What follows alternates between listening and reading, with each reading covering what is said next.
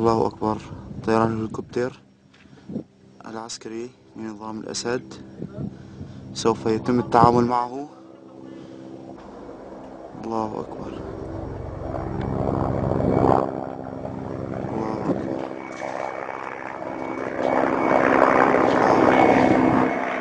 الله أكبر.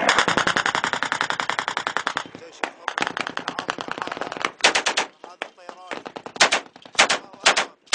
الله أكبر. الله أكبر.